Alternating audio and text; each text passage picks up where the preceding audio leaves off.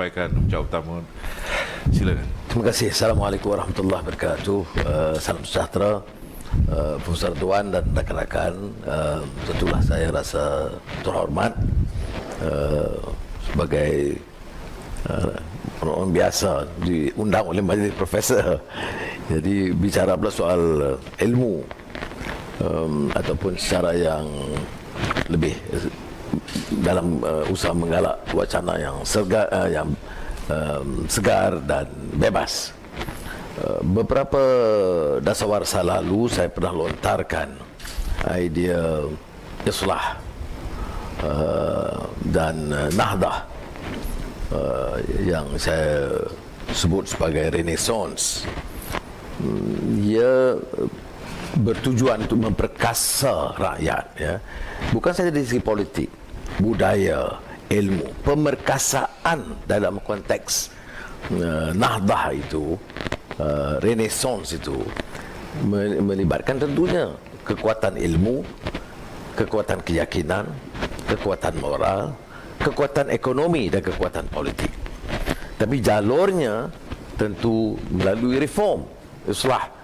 In uridu illa al-islah mastata'. Karena dalam usaha kita dengan menerima kenyataan bahawa tanpa hasrat untuk bawa perubahan itu, kita akan terus dalam keadaan terbelenggu, tertekan, ataupun tidak mungkin bangkit daripada keadaan yang selamba sebelumnya. Itu keadaan yang agak lebih lunak. Tapi seperti mana yang dilontarkan oleh Profesor Tuan sebentar tadi, keadaan sekarang kian gawat. Kemelut politik akan menyangkut soal ekonomi dan tentunya juga sosial. Pengangguran kita tahu mencecah hampir 800,000. Jumlah yang paling terkesan anak muda. Sebab itu saya faham, walaupun kami bantah keputusan Kerajaan Perikatan Nasional menghalang anak-anak muda undi 18 untuk menyertai sebagai pengundi yang sah, walaupun semuanya bersetuju. Kalangan yang menentang sekarang dari pelbagai parti, termasuk parti Islam, itu mengundi menyokong. Sekarang berbalik, melihat politik itu kian dipertikai kerana keberadaan tokoh-tokoh politik yang sentiasa menyanggah dan tidak konsisten, tidak tuntas dalam idea dan tidak lagi mewakili aspirasi rakyat terbanyak. Bila saya sebut aspirasi rakyat terbanyak, walaupun di majlis ini majlis profesor, tapi saya di antara yang kuat menegur sikap elit politik. Elit politik ini tidak semestinya orang berilmu, ya.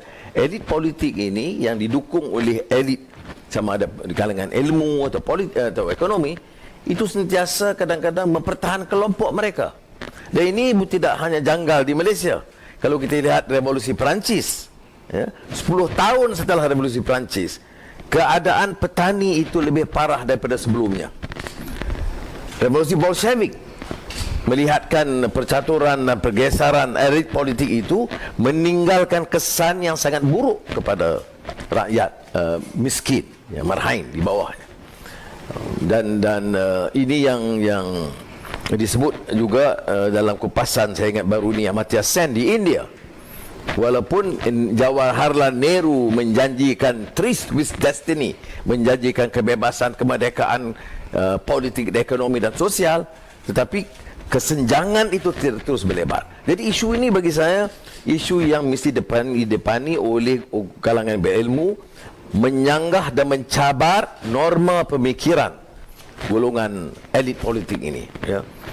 Saya lihat umpamanya perkembangan mutakhir dalam negara kita, ya, pengkhianatan. Kerana ini kelompok yang mengkhianati parti masing-masing sekarang bersekongkol dengan pemerintah. Ya, walaupun saya pertikaikan keabsahannya dan sebagainya, ya, tetapi kalau mereka dapat menentukan hala tuju yang jelas, memberi keutamaan bagi membela nasib rakyat yang terlantar, miskin, usaha mengangkat mutu pendidikan, memartabatkan bahasa, semua ini tidak ada. Tidak ada kesan dari pelbagai kementerian, sama ada dari segi pelaburan atau ekonomi atau bahasa dan budaya, yang menunjukkan mereka itu ada komitmen apa-apa selain daripada membeli, mempertahankan kuasa. Dan ini bagi saya satu tragedi bagi rakyat, terutama orang-orang Melayu. Walaupun ini dikatakan kerajaan pertama yang benar-benar Melayu lah, kerana sekurang-kurangnya 90% Melayu. Tetapi bagi saya, yang kita harus ukur itu bukan tokoh Melayu atau jumlah Melayu, tetapi dasar pelaksanaannya sama ada dapat membela dan mempertahankan rakyat terbanyak. Saya tidak ungkapkan sangat dari segi kaum, dan ini yang kadang-kadang rakan-rakan dari profesor bertanya. Tetapi saya masih pertahankan seperti mana sudah lihat dalam agenda reform yang saya lontarkan. Kalau kita bicara soal mutu pendidikan dan pendemokrasian pendidikan yang bermutu, bagi saya yang paling banyak menerima manfaat ialah golongan majoriti, dan yang majoriti yang terlantar atau terbiar dan tersisih atau marginalized itu majoriti masih Melayu dan Bumiputra. Kita kata bantras kemiskinan secara serius atau kurangkan kesenjangan. Baru-baru ini saya keluarkan kenyataan tentang dalam ucapan satu conference seminar baru ini tentang laporan Bank Dunia yang terakhir.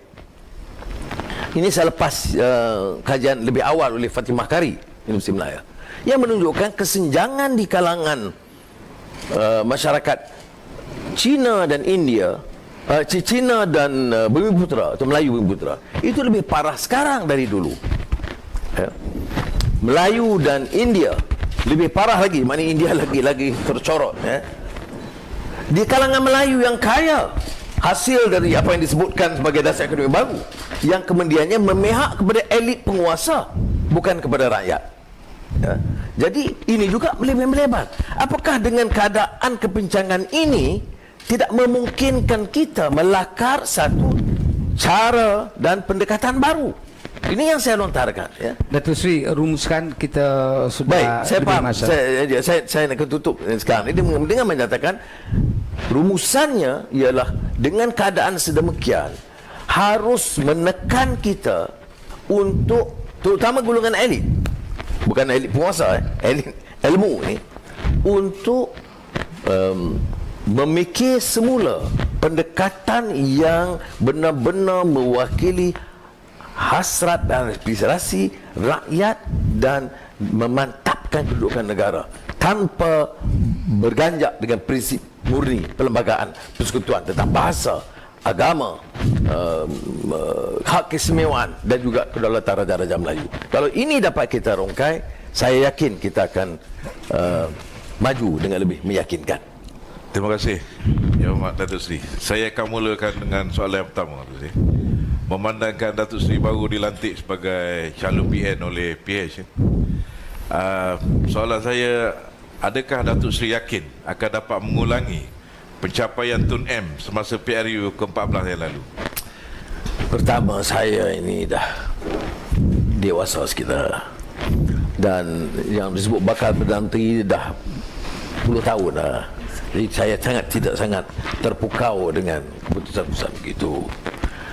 Tetapi ia sekurang-kurangnya berikan satu mandat jelas daripada pihak Pakatan Harapan, maknanya blok terbesar dalam negara sekarang ini, untuk menunjukkan dengan prinsip-prinsip yang diketengahkan. Itu pertama. Keduanya, mengandaikan bahawa ada seperanan satu atau dua orang seperti mana dalam pilihan raya yang lalu pun tidak tepat. Iaitu kalau kita lihat 2013, kita lebih dari segi jumlah pengundi kita lebih besar.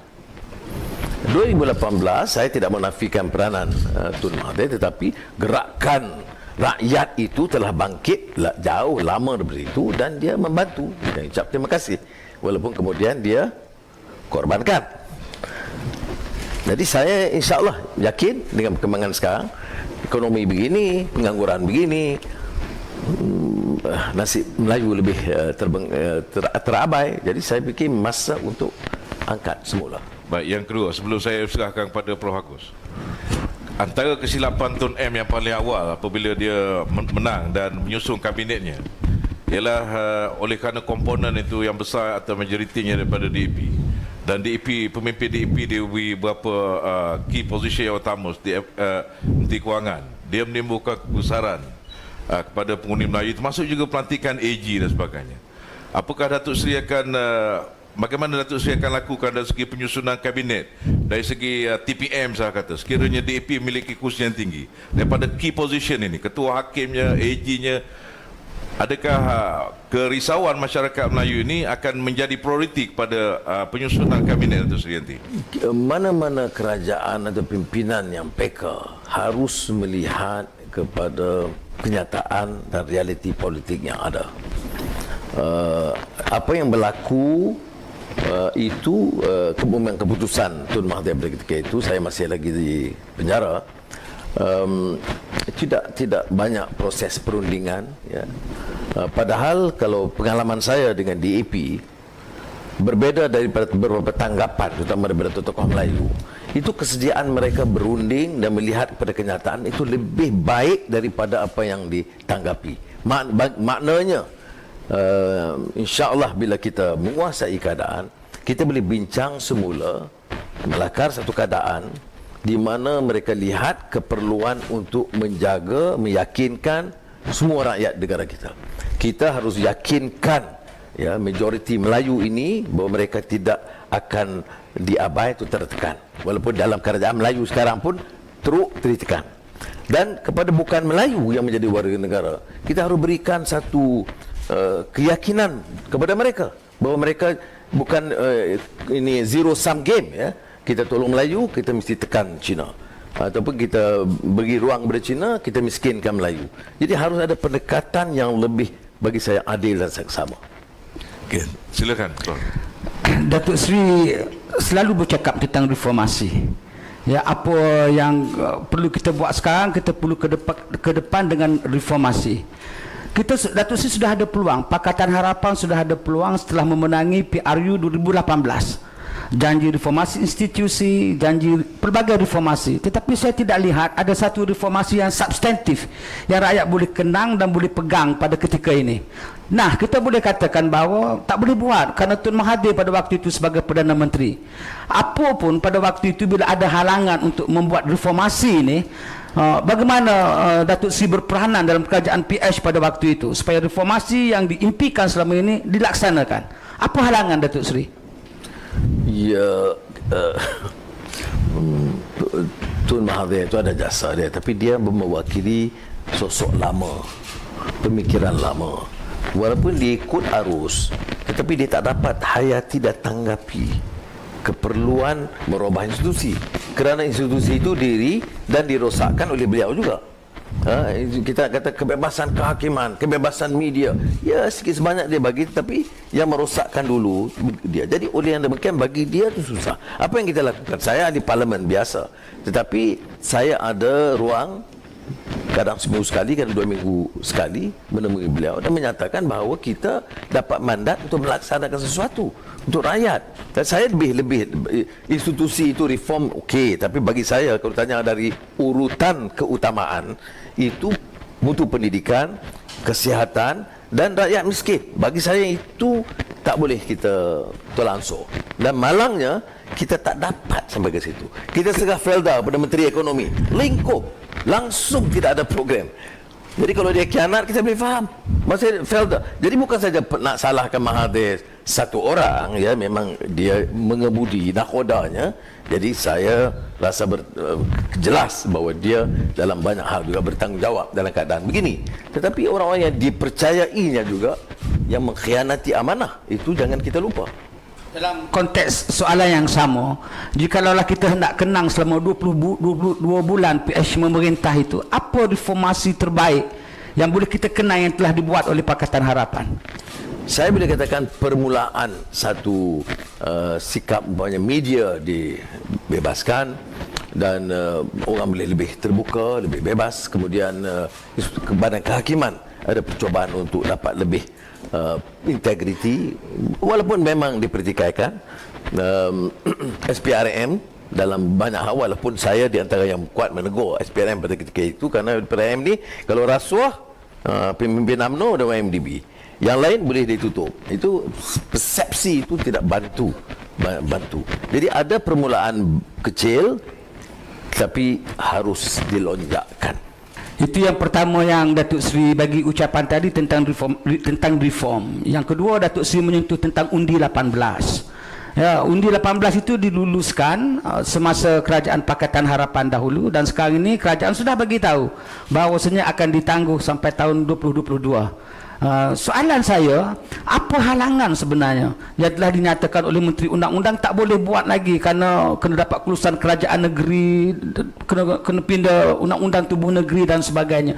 Betul ke kita kena pindah Undang-Undang Tubuh Negeri itu untuk anak muda 18 tahun mengundi, Datuk Seri? Soalan pertama, tekad politik ada atau tidak? Kita dah luluskan setahun setengah yang lalu. Ya. Setelah setahun setengah kita kata ada kekangan-kekangan ini, bagi saya satu penipuan, tidak benar pendekatan. Kalau benar dilakukan, SPR itu alasan dia dua.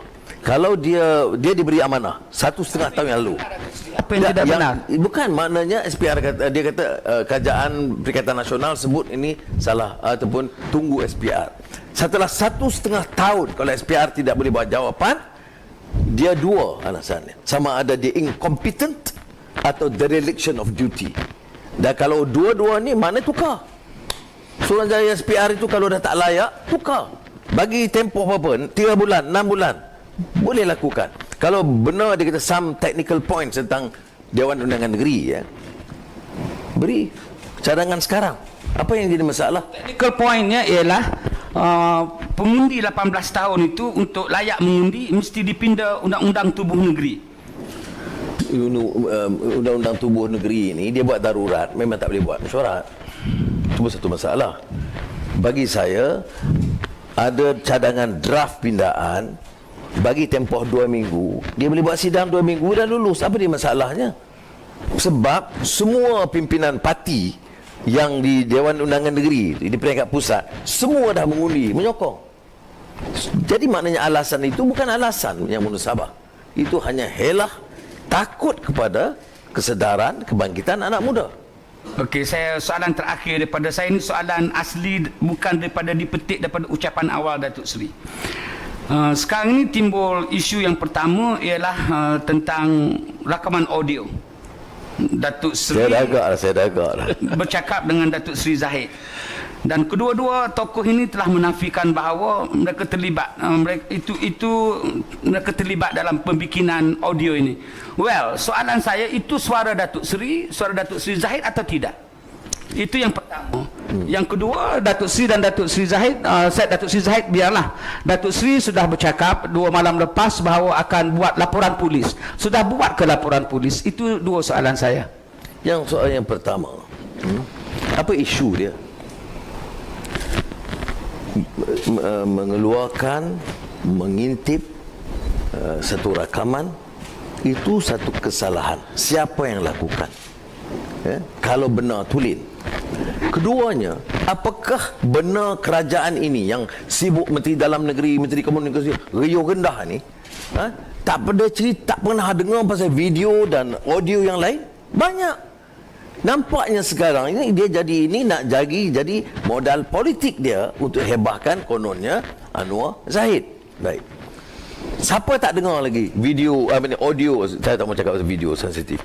Audio Tan Sri Muhyiddin yang sebut dalam tentang kaitkan nama Yang di-Pertuan Agong, kaitkan akan beri jawatan menteri kepada UMNO dan JLC. Maknanya pemimpin UMNO boleh dibeli. Sebab itu dia tengok kadang setengah menteri itu melompat sekarang.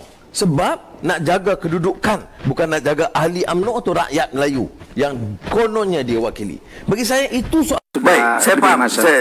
Saya nak tutup sekarang. Ini dengan menyatakan rumusannya ialah dengan keadaan sedemikian harus menekan kita untuk, terutama golongan elit, bukan elit penguasa, elit ilmu ni, untuk memikir semula pendekatan yang benar-benar mewakili hasrat dan aspirasi rakyat dan memantapkan kedudukan negara tanpa berganjak dengan prinsip murni perlembagaan persekutuan tentang bahasa, agama, hak keistimewaan dan juga kedaulatan Raja-Raja Melayu. Kalau ini dapat kita rongkai, saya yakin kita akan maju dengan lebih meyakinkan.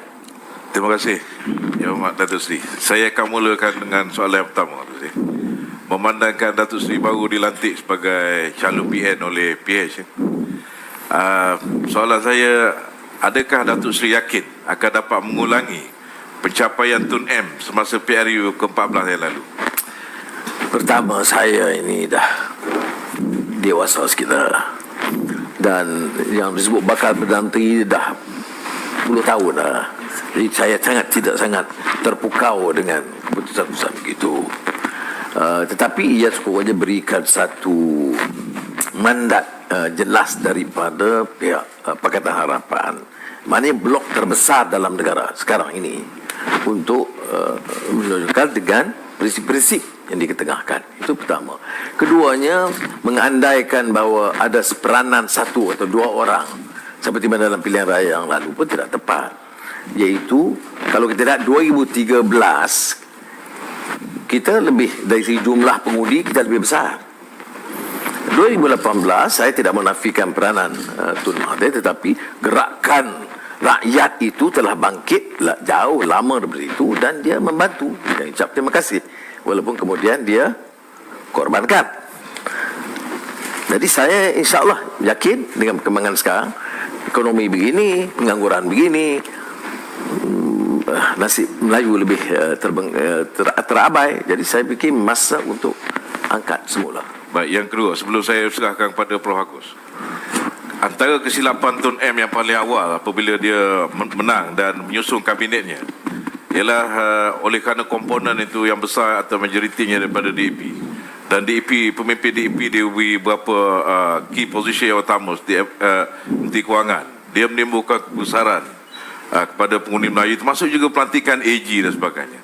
Apakah Datuk Seri akan bagaimana Datuk Seri akan lakukan dari segi penyusunan kabinet, dari segi TPM saya kata, sekiranya DAP memiliki kursi yang tinggi, daripada key position ini, ketua hakimnya, AG-nya, adakah kerisauan masyarakat Melayu ini akan menjadi prioriti kepada penyusunan kabinet Datuk Seri nanti?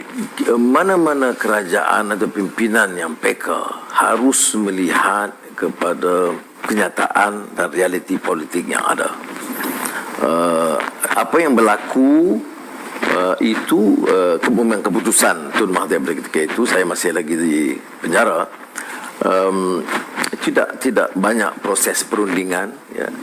Padahal kalau pengalaman saya dengan DAP berbeda daripada beberapa tanggapan, terutama daripada tokoh Melayu, itu kesediaan mereka berunding dan melihat kepada kenyataan itu lebih baik daripada apa yang ditanggapi. Maknanya insya-Allah bila kita menguasai keadaan, kita boleh bincang semula, melakar satu keadaan di mana mereka lihat keperluan untuk menjaga, meyakinkan semua rakyat negara kita. Kita harus yakinkan, ya, majoriti Melayu ini bahawa mereka tidak akan diabai atau tertekan. Walaupun dalam kerajaan Melayu sekarang pun teruk ditekan. Dan kepada bukan Melayu yang menjadi warga negara, kita harus berikan satu keyakinan kepada mereka bahawa mereka bukan ini zero sum game, ya. Kita tolong Melayu, kita mesti tekan Cina, ataupun kita bagi ruang kepada Cina, kita miskinkan Melayu. Jadi harus ada pendekatan yang lebih, bagi saya, adil dan seksama. Okay, silakan. Datuk Seri selalu bercakap tentang reformasi. Ya, apa yang perlu kita buat sekarang, kita perlu ke depan dengan reformasi. Datuk Seri sudah ada peluang, Pakatan Harapan sudah ada peluang setelah memenangi PRU 2018. Janji reformasi institusi, janji pelbagai reformasi. Tetapi saya tidak lihat ada satu reformasi yang substantif yang rakyat boleh kenang dan boleh pegang pada ketika ini. Nah, kita boleh katakan bahawa tak boleh buat kerana Tun Mahathir pada waktu itu sebagai Perdana Menteri. Apapun pada waktu itu bila ada halangan untuk membuat reformasi ini, bagaimana Datuk Seri berperanan dalam kerajaan PH pada waktu itu supaya reformasi yang diimpikan selama ini dilaksanakan? Apa halangan Datuk Seri? Ya, Tun Mahathir itu ada jasa dia, tapi dia mewakili sosok lama, pemikiran lama. Walaupun dia ikut arus, tetapi dia tak dapat hayati dan tanggapi keperluan merubah institusi, kerana institusi itu diri dan dirosakkan oleh beliau juga. Kita kata kebebasan kehakiman, kebebasan media, ya sikit sebanyak dia bagi, tapi yang merosakkan dulu dia. Jadi oleh yang demikian bagi dia itu susah. Apa yang kita lakukan? Saya di parlimen biasa, tetapi saya ada ruang kadang seminggu sekali, kadang 2 minggu sekali menemui beliau dan menyatakan bahawa kita dapat mandat untuk melaksanakan sesuatu untuk rakyat. Dan saya lebih institusi itu reform okey, tapi bagi saya kalau tanya dari urutan keutamaan itu mutu pendidikan, kesihatan dan rakyat miskin. Bagi saya itu tak boleh kita terlangsung. Dan malangnya kita tak dapat sampai ke situ. Kita serah Felda pada Menteri Ekonomi, lingkup langsung tidak ada program. Jadi kalau dia khianat kita boleh faham. Maksud Felda. Jadi bukan saja nak salahkan Mahathir satu orang, ya, memang dia mengemudi nakhodanya. Jadi saya rasa jelas bahawa dia dalam banyak hal juga bertanggungjawab dalam keadaan begini. Tetapi orang-orang yang dipercayainya juga yang mengkhianati amanah, itu jangan kita lupa. Dalam konteks soalan yang sama, jikalau kita hendak kenang selama 22 bulan PH memerintah itu, apa reformasi terbaik yang boleh kita kenang yang telah dibuat oleh Pakatan Harapan? Saya boleh katakan permulaan satu sikap banyak media dibebaskan dan orang boleh lebih terbuka, lebih bebas. Kemudian Badan Kehakiman ada percubaan untuk dapat lebih integriti, walaupun memang dipertikaikan.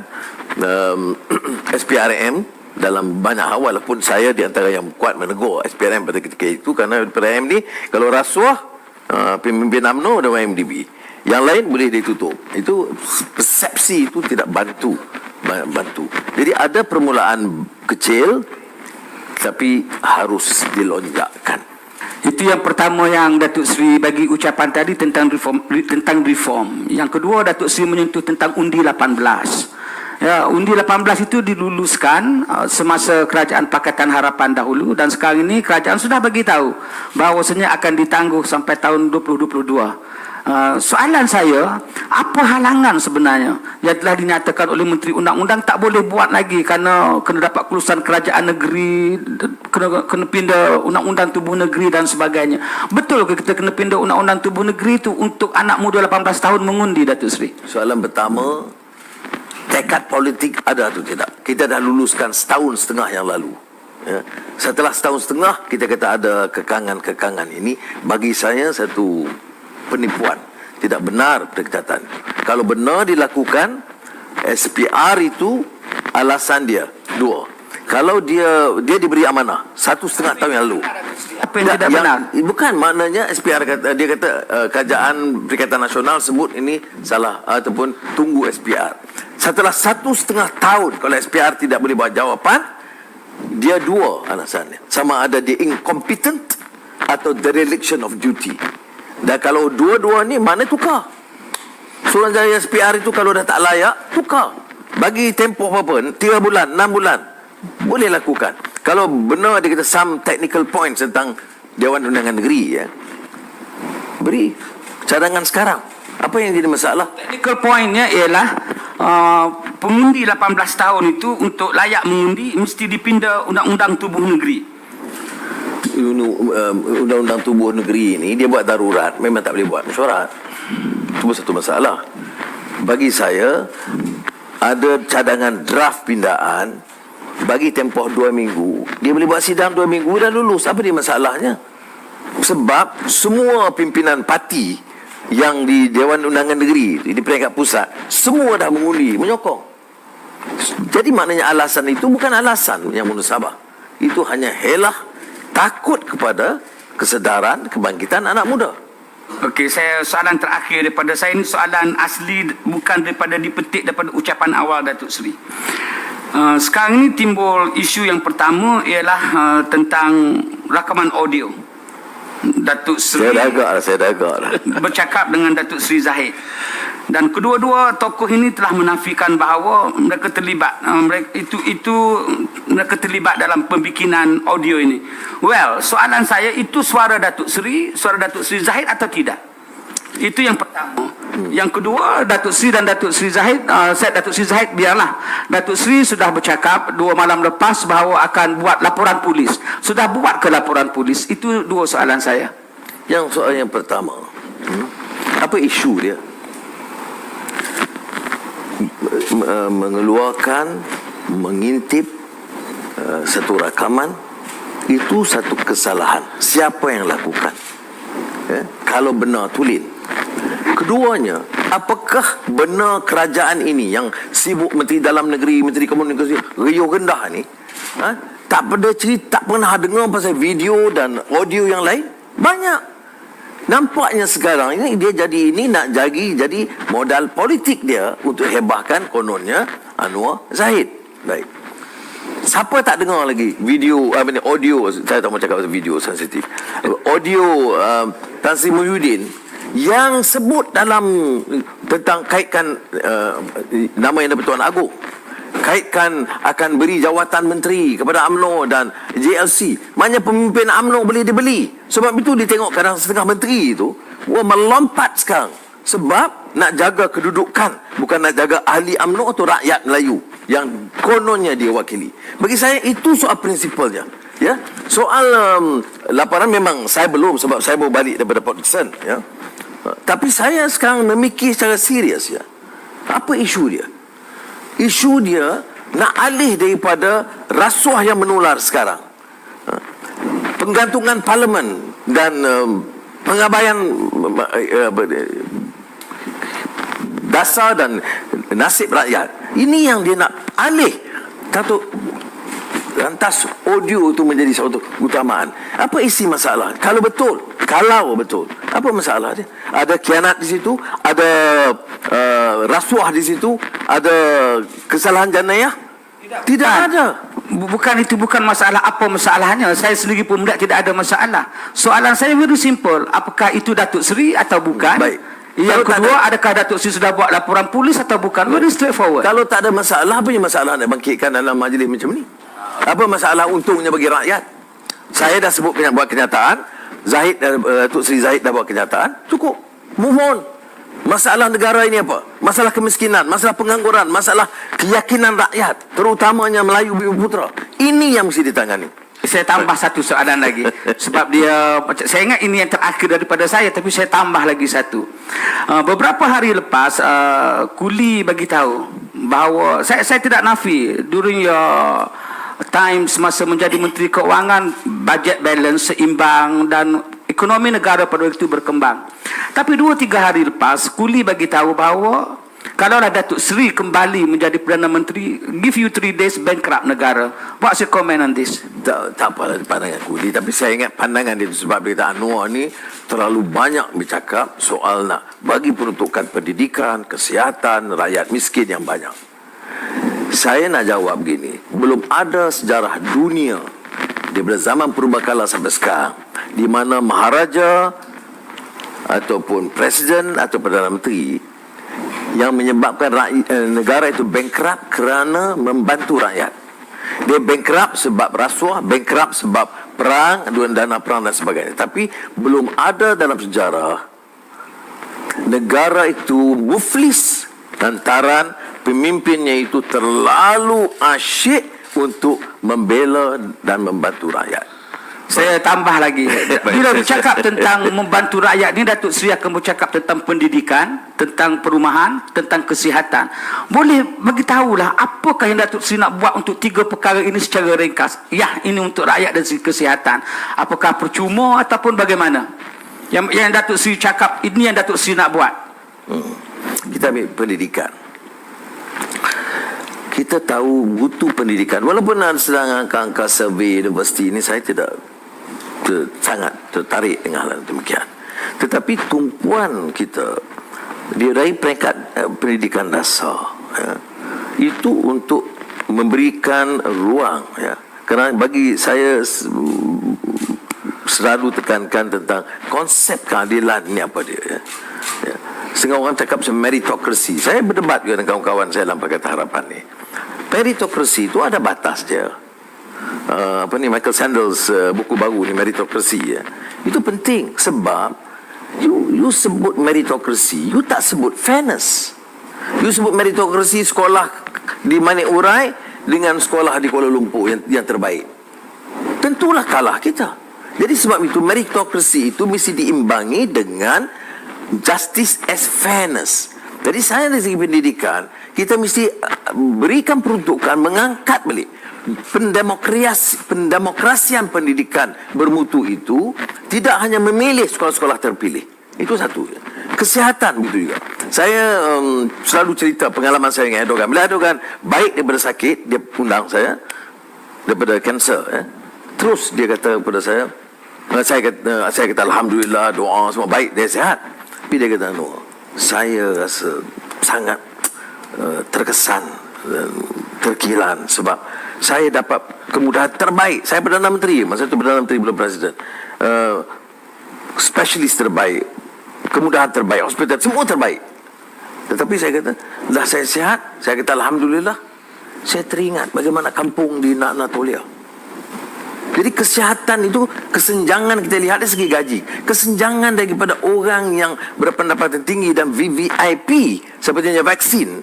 VVIP dah dapat, orang kampung tunggu dah bila zaman kita nak dapat. Ya, jadi saya nak akhiri ini tentang bahawa Erdogan kemudian beritahu saya, dia kata dia minta Menteri Kewangan jumpa saya esoknya. Dia kata dia nak ada massive reform dalam health ni.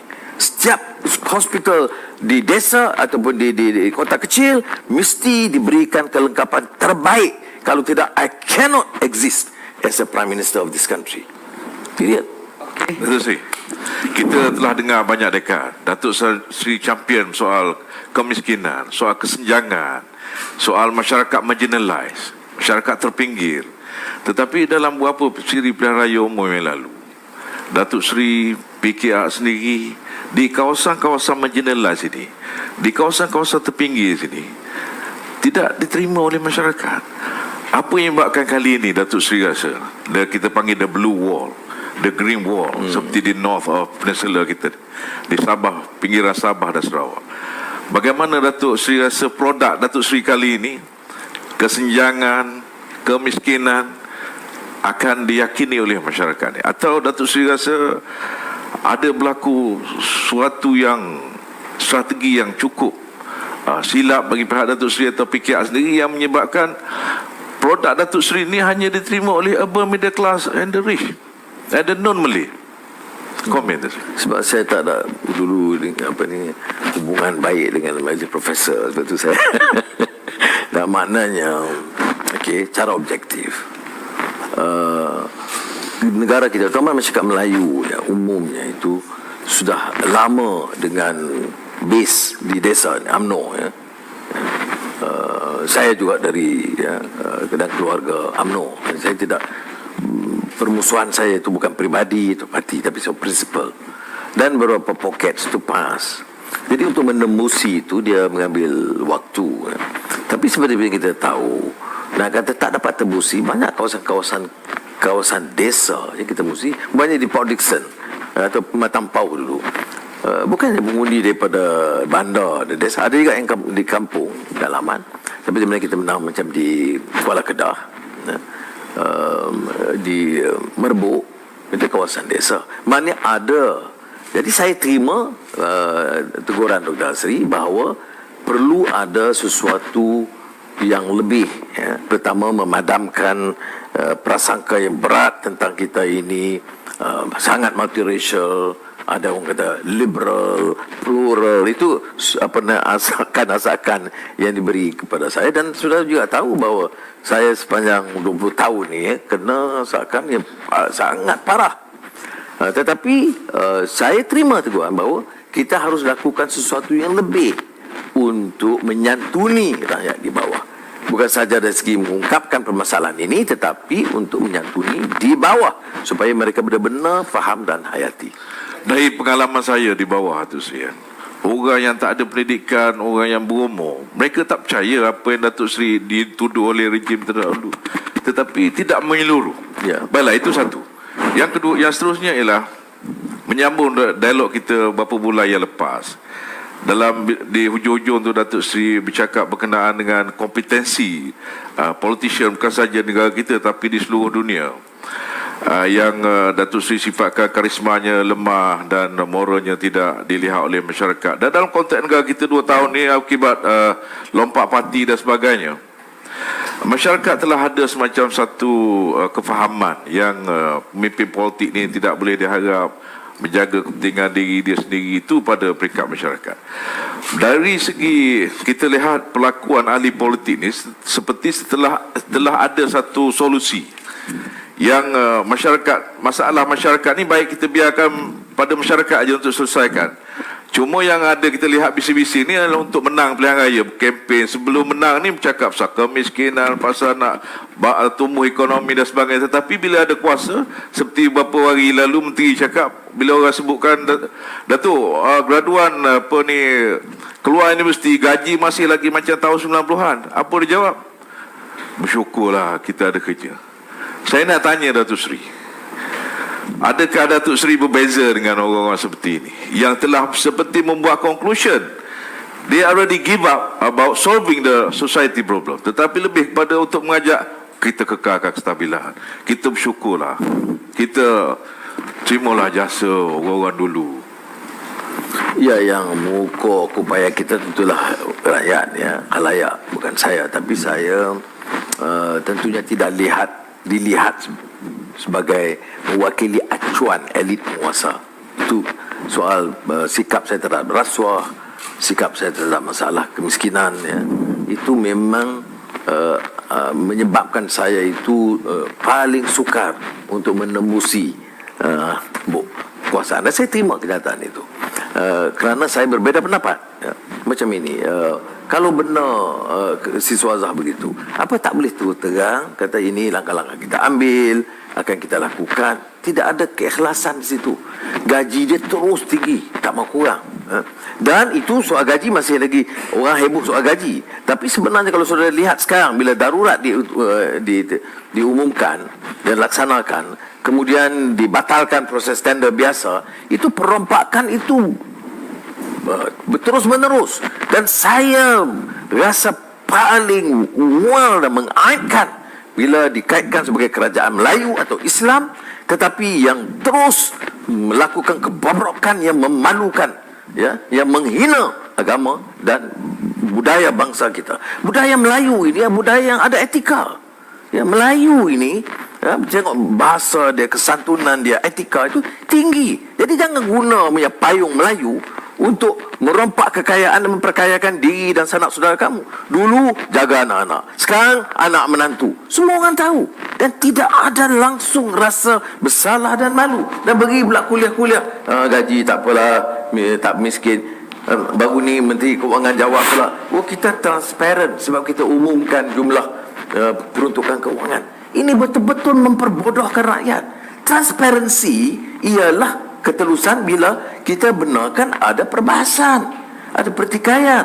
Harga kontrak ini 1 bilion, mengapa jadi 1.3 bilion? Mengapa tidak ada tender? Mengapa diberikan tiap Perdana Menteri yang datang ini dia jaga kelompok-kelompok memperkayakan? Yang dapat berapa ratus juta, berapa bilion ringgit begini, ya. Tetapi sebab Dr. Sri benar, sebab maklumat ini kadang-kadang tak sampai ke bawah. Dia hanya dapatkan RM100 sebelum pilihan raya.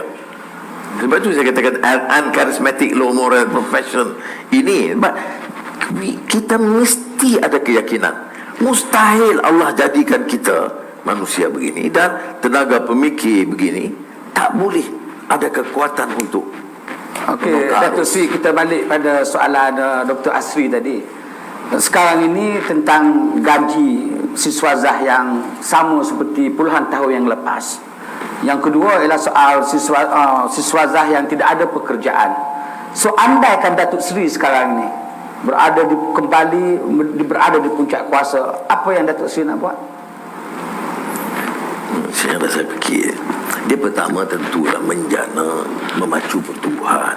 Kita kena beri keyakinan pelaburan domestik global war.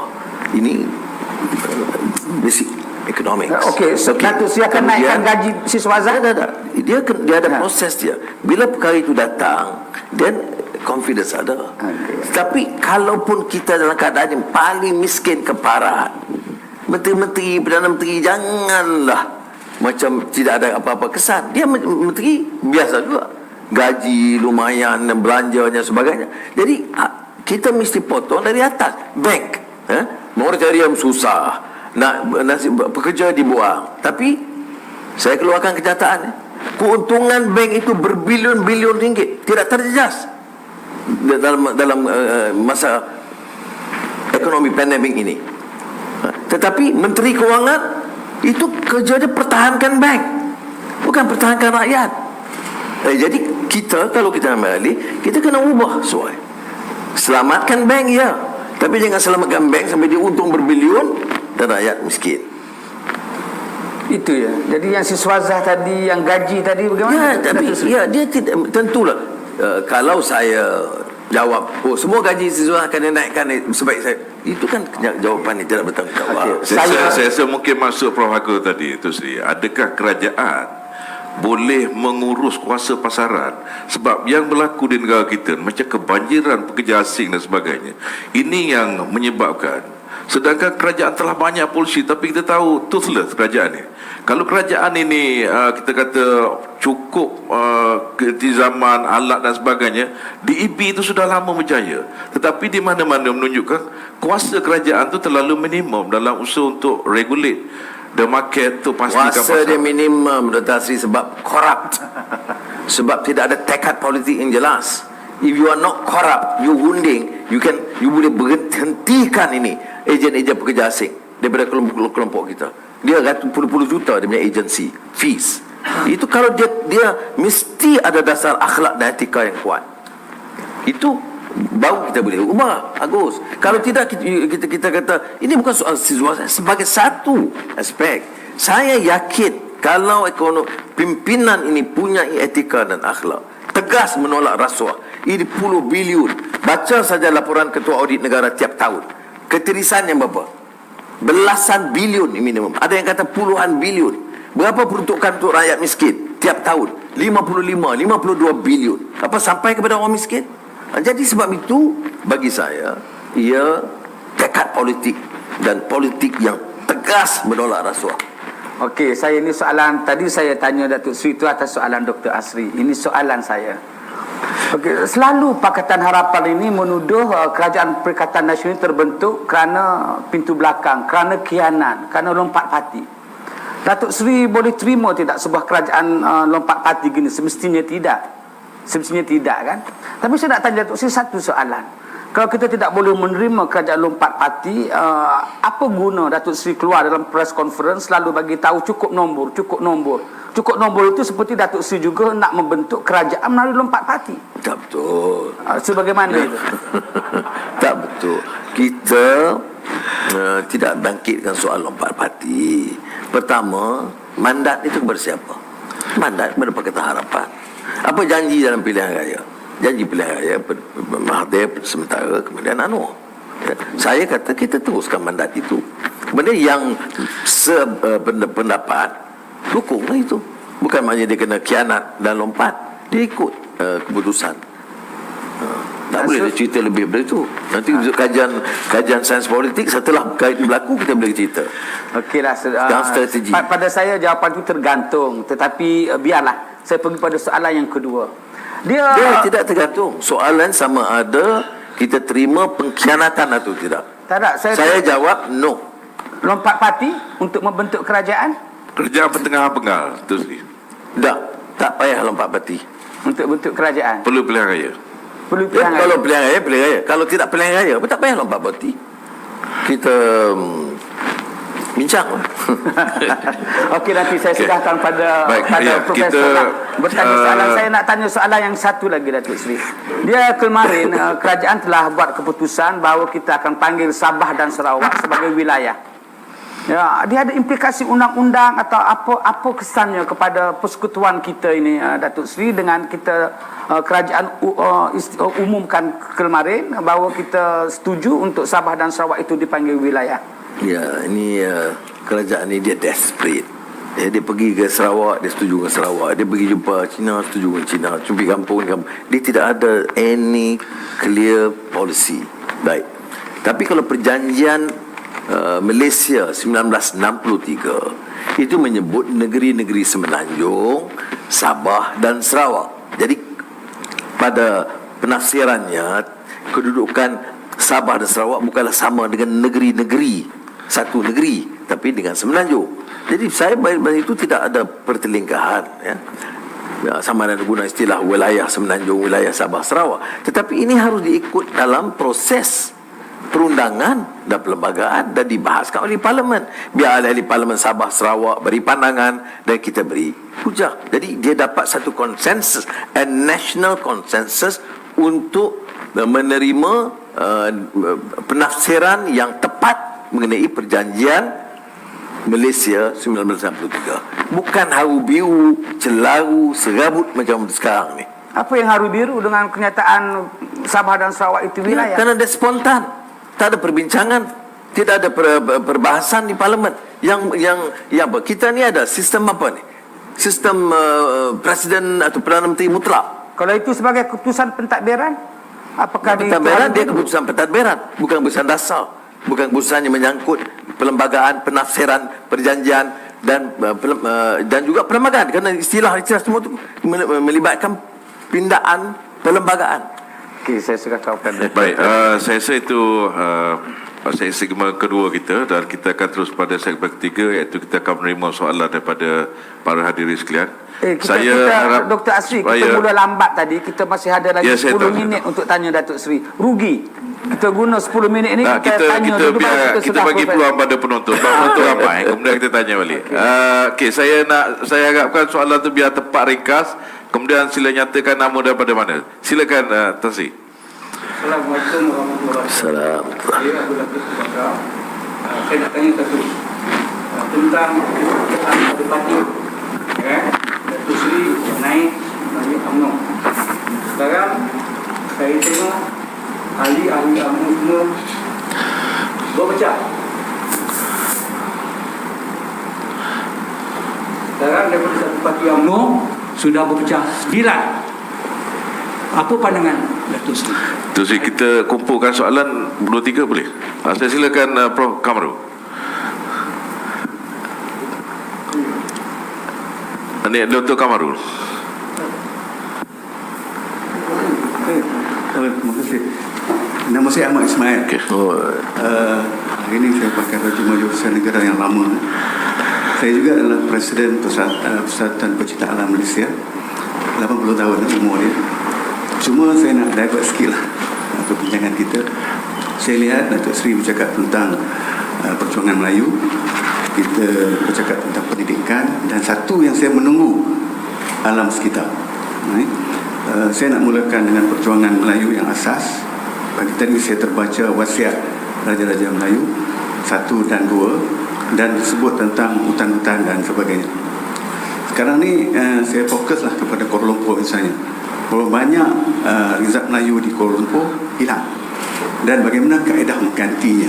Saya ada formulanya dan idea, tak tahu diterima atau tidak.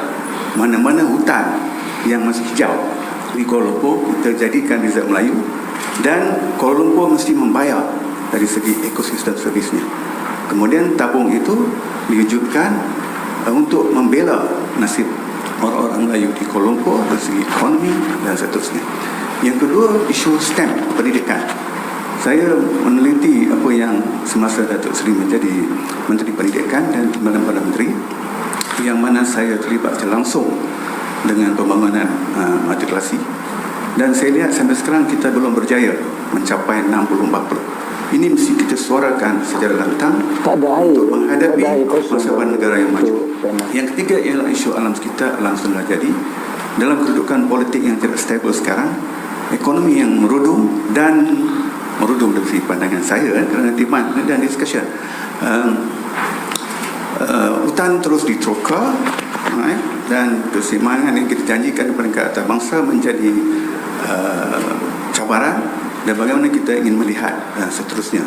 Dan di samping itu saya juga aktivis di tempat yang berhormat sebagai ahli parlimen Port Dickson, dan kita melihat Port Dickson sebagai tumpuan pelancongan, dan alam sekitar merupakan sangat penting, dan bagaimana kawasan pantai kita itu tidak dijaga dengan baik sesuai dengan tarikan pelancong di Port Dickson. Terima kasih. Baik, terima kasih. Satu lagi soalan sebelum saya bagi Tok Sri jawab. Silakan, Prof. Ya. Azizuddin, Prof. Azizuddin. Okey, silakan. Banyak. Dia yang pertama soal UMNO ni, Prof. Latif. UMNO lah kena bincang. Saya dipecat ini UMNO, dan ambil keputusan untuk luncurkan keadilan sebagai wahana dalam perjuangan. Tapi dalam UMNO ini, kalau perhatian saya, bukan masalah yang pecah-pecah dulu, tapi dalam parti itu harus ada disiplin dan muafakat dia dalaman, ya. Dia tak boleh umpamanya orang bertindak umpamanya dalam hal yang seperti mana kita lihat, lebih banyak nak pertahankan jawatan dia. Kadang-kadang bercakap, menyentuh soal audio ni pun bagi pihak parti lain, ataupun bukan parti lain sangat, bagi dia nak pertahankan kedudukan sebagai menteri, ya. Padahal kita tahu juga rekod masa mereka berkuasa itu dengan pelbagai kes tuduhan rasuah yang belum dijawab, ya, dan kekayaan-kekayaan yang dipunggah begitu rupa. Orang tak akan lupa begitu rupa. Tapi ini soal dalaman UMNO lah, biar UMNO putuskan. Soal sudah Danua tadi, soal pertama soal reserve Melayu dan sebagainya, itu harus diputuskan. Kita kalau di negeri-negeri kita jaga, umpamanya Selangor, memang hal ini di tanah reserve itu yang diambil, itu mesti diganti seperti mana dalam peruntukan perlembagaan. Itu tidak harus dipetikai, sehingga kalau kita pindah perlembagaan, ya. Yang kedua soal alam sekitar ini memang saya tidak sebut, tapi dari segi dasar kita Pakatan Harapan itu kuat. Sebab itu dalam beberapa tindakan yang dilakukan termasuk di Selangor, kita telah memberikan nasihat yang jelas kepada pimpinan Selangor supaya jangan terlibat dalam kegiatan yang boleh merosakkan, ya, hutan simpanan dan sebagainya. Tentang Port Dickson segi pantai, ya, memang ada satu langkah yang kita memang ada rencana pembersihan, dan EIA yang sangat strict untuk menolak projek-projek yang kita anggap mencemarkan, ya. Tetapi ini yang masih dilakukan. Yang satu lagi tadi ada di PD. Ya, STEM. Oh, yang itu satu cadangan awal yang kita boleh bincang lah. Saya tak pasti bagaimana nak laksanakan. Bagi soalan lain tu, ya. Sorry. Okey, saya silakan seterusnya. Assalamualaikum warahmatullahi wabarakatuh. Saya Azizuddin. Saya ada 3 soalan kepada Datuk Seri. Soalan politik, ekonomi dan juga soalan tentang golongan akademik. Soalan politik, melihat pada senario sekarang, memandangkan Barisan Nasional mungkin bergerak sendiri, tidak bersama Perikatan Nasional. Dan saya kalau melihat senario begitu, saya meranjangkakan mungkin akan berlaku 3 atau 4 ataupun 5 blok pada PRU yang akan datang. Blok Perikatan Nasional, blok Barisan Nasional, blok Pakatan Harapan, dan kemudian juga blok warisan yang mahu masuk muda dan pejuang dalam tu, dan juga blok GPS.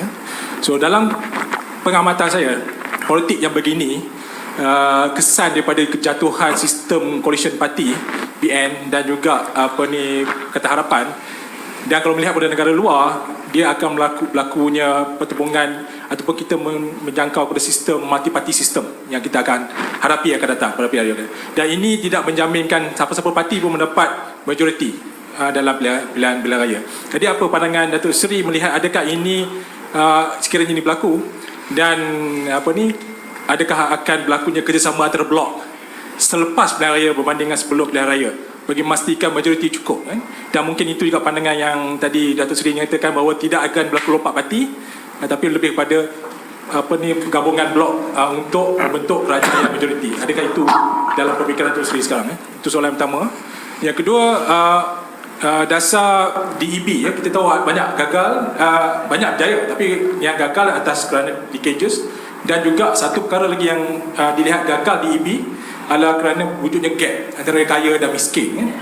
Jadi macam mana Datuk Seri nak menghadapi situasi ini, gap yang agak antara kaya miskin, termasuk dalam kalangan orang Melayu sendiri, ada gap itu. Jadi adakah kita memerlukan satu lagi social engineering untuk memastikan gap itu dikecilkan? Itu yang soalan saya kedua. Dan yang ketiga adalah berkenaan dengan peranan intelektual macam MPN ni. Adakah apa Datuk Seri nak lihat peranan kita ni bagaimana, dan bagaimana nak memperkasakan golongan ini supaya mendongkong kepada agenda kemakmuran negara ataupun agenda untuk menjadikan negara kita jadi negara yang maju pada masa akan datang. Jadi apa yang Datuk Seri nak lihat peranan yang kita harus mainkan golongan akademik, golongan intelektual untuk memacu dan membantu negara ke arah kecemerlangan tersebut? Itu soalan saya. 3 soalan. Ya, yang pertama, politik betul. Dia dengan melihat kenyataan sekarang, mungkin jawapannya ialah coalition politics. Seperti yang dilakukan oleh PH bagi induknya, tapi kita juga membuka ruang untuk berbincang. Tapi janganlah korbankan prinsipnya. Jadi sebab itu kita mesti letakkan syarat-syaratnya. Umpamanya yang utama ialah tata kelola pemerintahan yang baik, good governance. Negara ini bagi saya rosak sangat kerana kita terlalu toleran dengan corruption. Kalau jadi pemimpin itu, bila dia bersara atau akhir mesti sebagai billionaire, anak menantunya semua dapat kontrak. Ini mesti dihentikan. Cukuplah, ya. Jadi kalau syarat-syarat ini disetujui, kemudian juga tentang prinsip perlembagaan, soal bahasa, soal agama Islam, agama persekutuan dan raja-raja dan hak keistimewaan, itu juga harus menterai. Kita dalam bila perundingan saya awal dengan DAP, itu memang saya minta ditandatangan supaya tidak timbul pertikaian, walaupun banyak orang masih pertikaian, tapi memang ada perjanjian bertulis, ya. Itu coalition politics. Yang kedua tadi soal DB. di dasar ekonomi baru, saya sebut, saya di antara sejak saya di ABIM lagi saya pertikai, ya. Tidak ada segi mobiliti sosial. Dan banyak kawan-kawan saya tenaga akademik, kawan-kawan kita memang berbalah daripada saya kata dalam 80-an lagi. Sebab kita tengok peristiwa Baling itu, almarhum Tun Razak luncurkan DAB tahun 71, dan saya sokong, bukan saya nak dolak dalik sini kepada masyarakat Melayu, Cina, saya sebut saya sokong sebab saya lihat keadaan masa itu memerlukan suatu social engineering.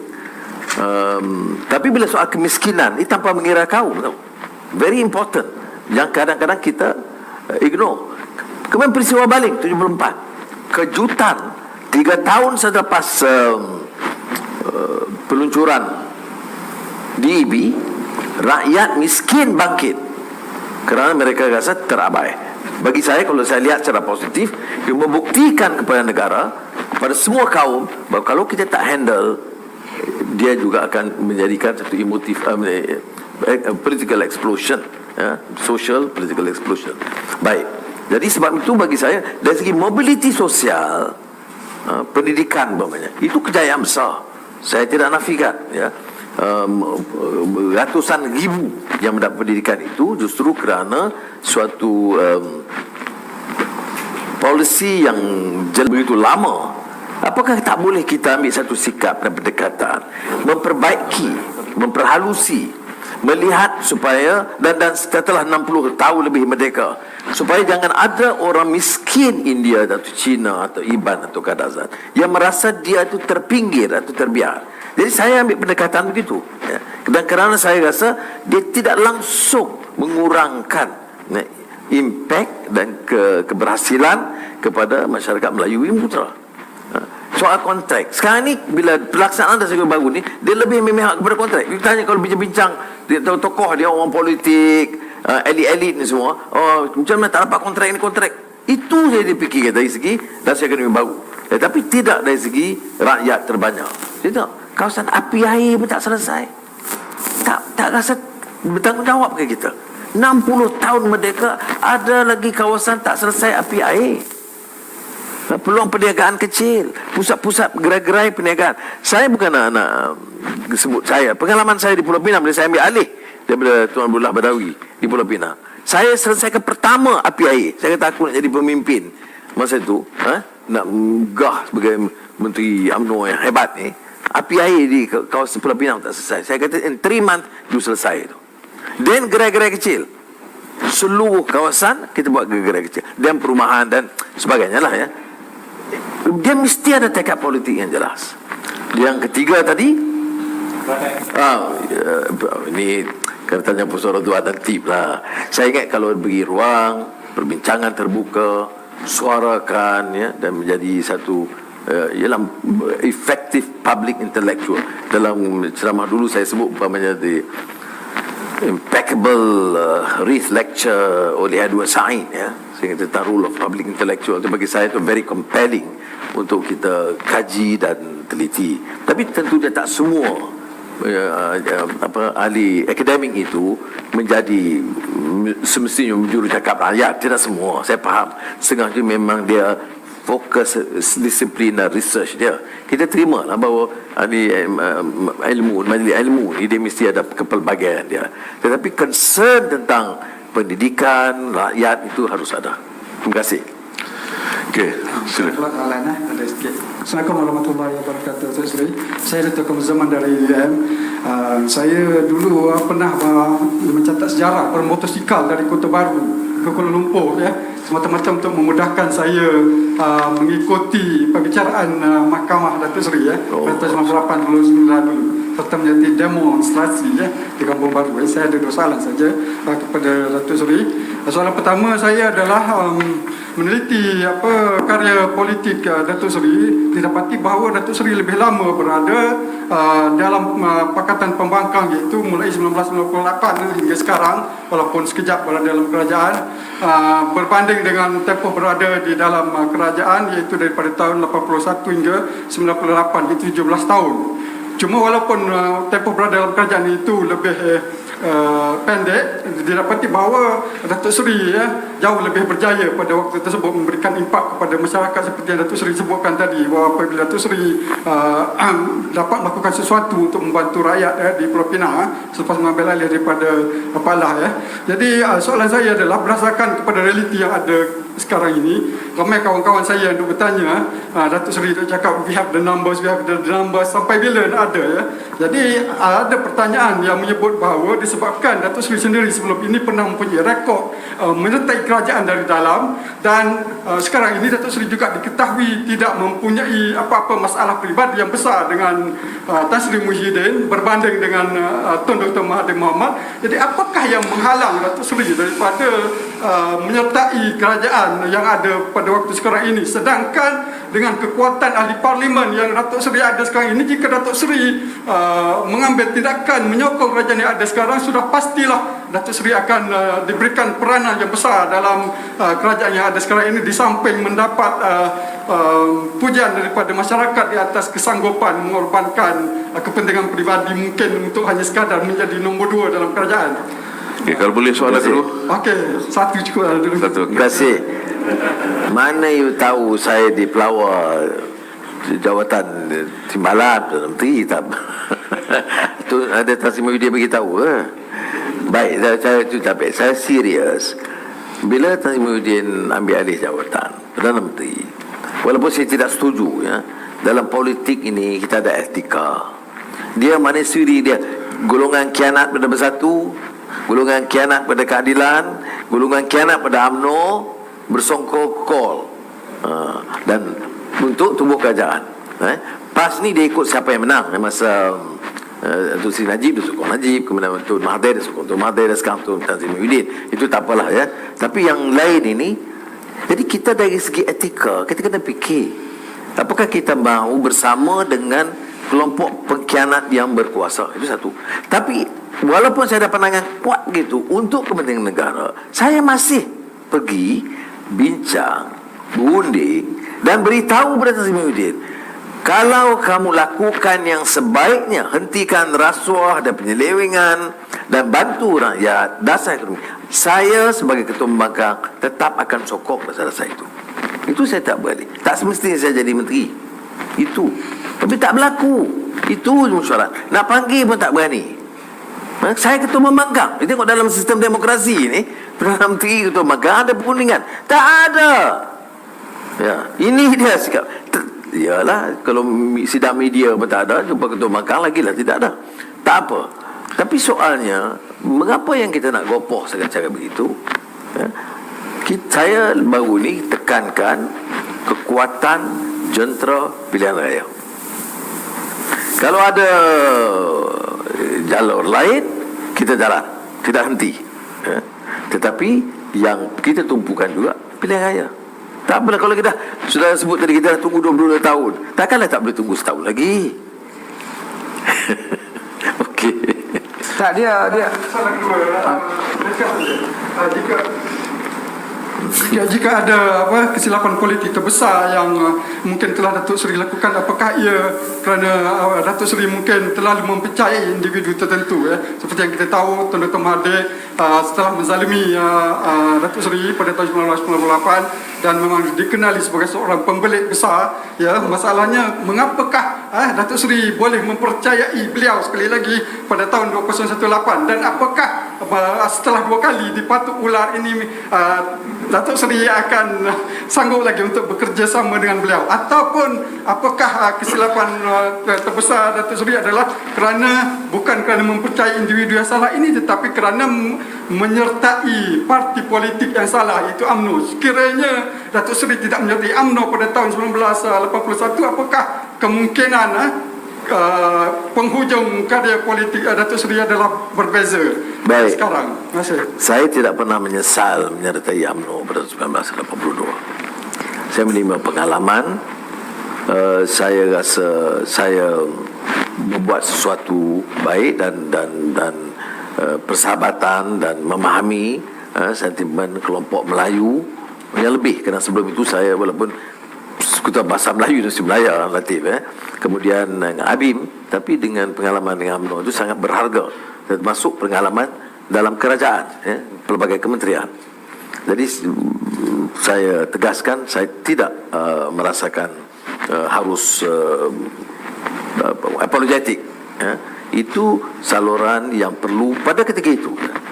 Kemudian kita menang 2018. Masa itu saya di penjara. Walaupun saya tahu sikap Duli Yang Maha Mulia Tuan Agong pada masa itu sangat positif.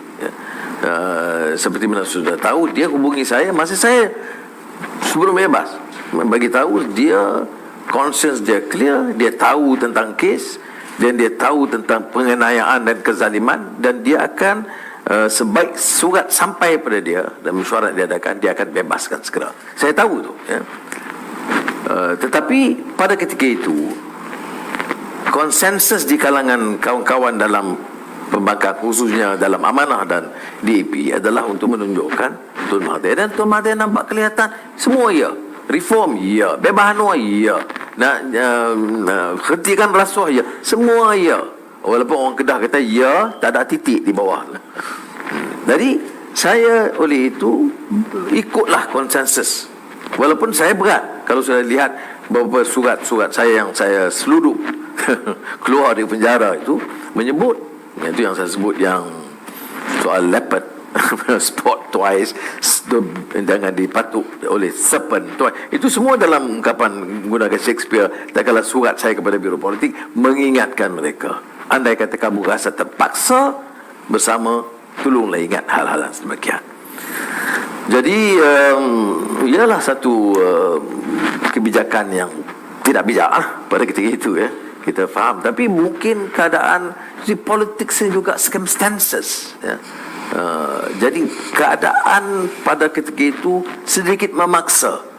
Saya tidak yakin, dan semua kawan-kawan ada, dan ini saya tulis kalau sudah teliti, mungkin kita publish ketika dulu, kerana saya kurang menulis tentang pengalaman lama, sebab saya tidak mau ini jadi memesongkan. Kita nak tuju ke depan ni, duk asyik marah yang lama tak jadi juga. Jadi kita ke depan. Itu yang sebab maka saya tidak publish yang lama-lama. Okey, ada lagi soalan lain?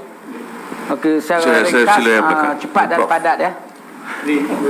Saya silakan kenapa dia dulu. Oh, okey. tadi okey. Okey baik. Bismillahirrahmanirrahim. Assalamualaikum warahmatullahi wabarakatuh dan selamat pagi Datuk Seri. Saya ada satu soalan lah. Saya tak tahu macam mana nak padatkan tapi soalan saya senang saja. Sepanjang 22 bulan kerajaan PH memerintah, salah satu big obstacle yang menjatuhkan kerajaan PH itu sudah tentu datang daripada kerajaan itu sendiri. Kita semua familiar dengan istilah deep state ataupun daulah terpendam. Jelas backfired daripada pegawai-pegawai awam itu sendiri, terutamanya yang melihat PH adalah kerajaan DAP dengan majoriti kaki tangan awam yang dianggotai oleh orang Melayu, melihat itu sebagai dosa besar lah untuk berkhidmat pada kerajaan. Jadi saya masih lagi yakin kalau PH menang pada PRU 15 dengan DAP itu berada bersama kepimpinan Datuk Seri di kabinet, maka ini juga akan berulang sekali lagi dan sudah tentu ini menghancurkan PH sekali lagi. Kita tidak bercakap soal reform institusi yang saya rasa PH gagal dalam tempoh 22 bulan apabila soal-soal Islam itu rasanya tidak ditangani dengan baik, tetapi ini persoalan yang paling penting tentang bagaimana pemerintahan Datuk Seri menghadapi cabaran terbesar dalam kerajaan, iaitu deep state yang kaki tengah awam. Terima kasih. Orang yang paling banyak mengungkap soal deep state ialah Menteri Komunikasi sekarang. Rupanya deep state itu dia ketuai. Jadi jangan salahkan pejabat awam. Bagi saya, pejabat awam itu mampu bersama. Saya ada pengalaman belas tahun dengan mereka di berbagai kementerian.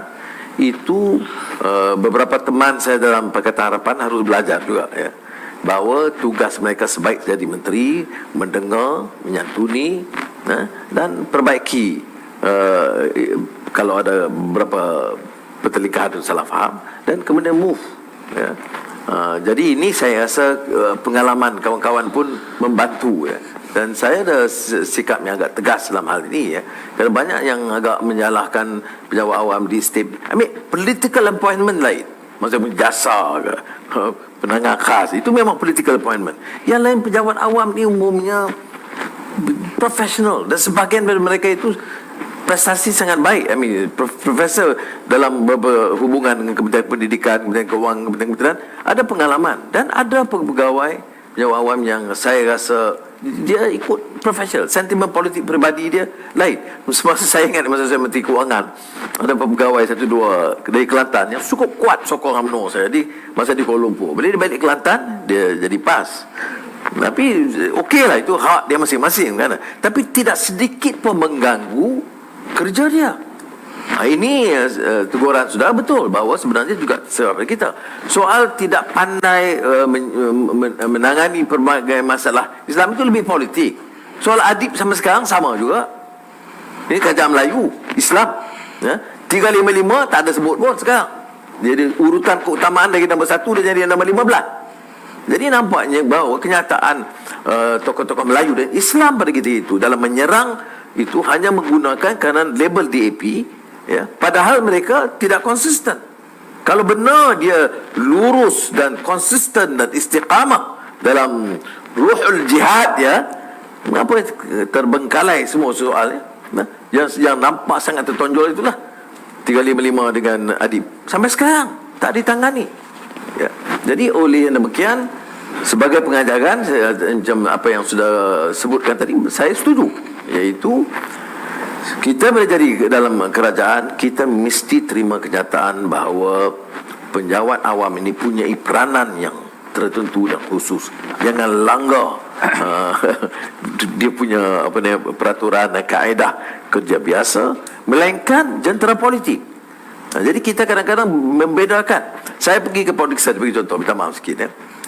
Memang DO yang dibentuk Majlis Perbandaran dulu gambar Menteri Besar dulu dengan wakil rakyat, yang orang kata tengok sini orang ni, tengok dulu dengan iyalah dia DO pegawai daerah. Siapa Menteri Besar datang, dia sambutlah. Tapi kalau kita nak prasangka kepada dia sebab begitu, kita salah. Sebab sekarang dia bergambar dengan kita, tapi dia kerja jalan sebagai profesional. Jadi kita sebagai pemimpin tak boleh dendam kesumat lama. Saya tengok sebab itu dalam politik ni orang kata saya maaf tahap dewa, ya. Tapi bukan kalau politik ini asyik marah. Beratus orang pemimpin yang maki hamun saya dulu. Kalau saya dah ungkit satu persatu, saya tak jalan kerja. Jadi saya kata okey, sudah. Tapi kalau kamu buat juga lagi, aku lawan. Saya macam tu, ya. Jadi kita move on. Itu yang penting. Kita nak fikir negara tidak. Saya ditanya dari Washington ke New York ke London, have you actually forgiven? Why do you forgive Mahathir? He was cruel, he was oppressive, he was this, that. Saya kalau dalam orang Islam kita kata fa'aslahu baina akhawaikum, ya. Tetapi saya kata dendam kesumat juga ini disease of the heart. Dia penyakit hati. Kalau kita nak fikir terus, jadi dia ganggu kerja kita semua. Jadi kita move on. Itu yang saya rasa harus kita lakukan dalam. Ya. Saya tengok Datuk Seri pegang mikrofon. Okey. Okey, sebelum itu siapa lagi nak bertanya soalan sebab jadi saya harap soalan itu ringkas, padat dan tepat dan dijawab juga Datuk Seri secara ringkas, tepat dan padat. Okey. Saya kenduri. Okey Datuk Seri. Okey, saya ada satu soalan. Soalan banyak dapat jumpa dengan Datuk Seri ini. Tapi saya fokus satunya. Saya lihat Datuk Seri sebut tadi perkataan tepatlah, tekat politik. Saya perhatikan kerajaan kita sejak saya memantau urusan pendemokrasian ni begitu lama. Sesiapa pun jadi kerajaan, tak ada tekad politik untuk melaksanakan perkara yang dijanjikan. Perkara yang baik kepada negara, perkara yang baik kepada rakyat dan demokrasi. Okey, itu pembukaan saya. Dan Datuk Seri pun sebut perkara itu tadi. Jadi saya perhatikan semua orang setuju kemeluk negara kita sekarang, politik negara kita sekarang berpunca daripada aspek wakil rakyat melompat parti. Itu puncanya segala-galanya. Kalau tidak ada PRN di Sabah yang akhirnya menjadi penularan COVID, tidak ada pertukaran kerajaan pintu belakang dan sebagainya. Semuanya berpunca daripada sikap wakil rakyat yang lompat parti. Jadi kenapa susah sangat? Tak ada siapa pun ahli parlimen, tak ada siapa pun parti yang bercakap pasal kemukakan akta anti lompat parti. Kalau itu sebagai puncanya, banyak negara-negara maju demokrasi di dunia yang ada parti hopping, anti parti hopping laws ni. Jadi di UK, Datuk Seri sedia maklum, akta parti politik dia lompat parti. Jadi kita, saya nampak tak ada kerajaan pun yang nak bercakap pasal itu. Padahal semua setuju yang lompat parti lah menjadi punca kejatuhan kerajaan, punca kepada politik yang tidak stabil dan sebagainya. Jadi saya perhatikan tekad politik tak ada. Undi 18 tidak dilaksanakan bermacam alasan dan helak. Saya tahu sebabnya, Datuk Seri, tapi alasan. Baik. Jadi itu tak ada tekad. Daripada 211 ahli parlimen mengundi menyokong undi 18, sekarang ada yang tarik balik sokongan dan sebagainya.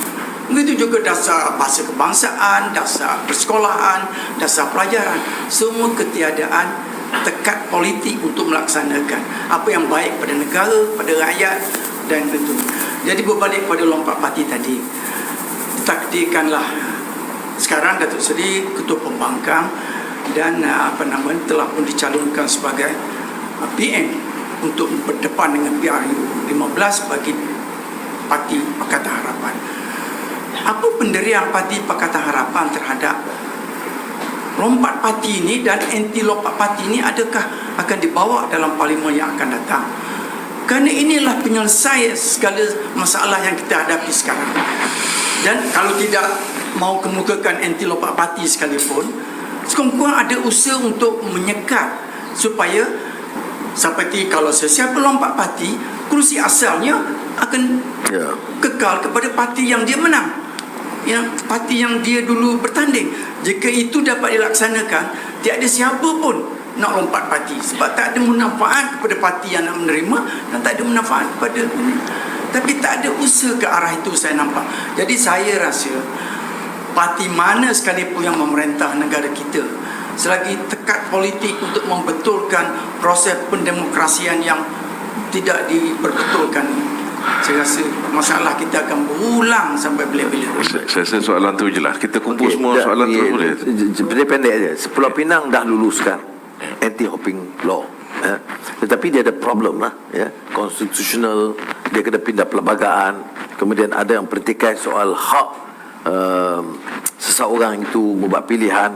Bila parti dia menjadi kata buahnya kelencong, parti dia jadi rosak, katalah parti yang Demokrat, kemudian dia isytihar parti itu nak jadi komunis umpamanya.